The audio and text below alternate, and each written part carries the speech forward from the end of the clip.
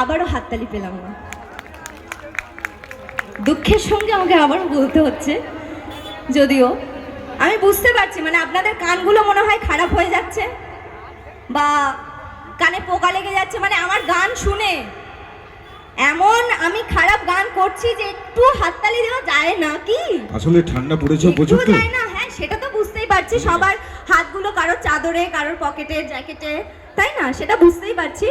কিন্তু আমিও যখন একটু গান করছি, তোমাদেরকে মজা দিচ্ছি, তোমরাও একটু আমাকে উৎসাহিত করবে, তাই তো? একটু আমাকে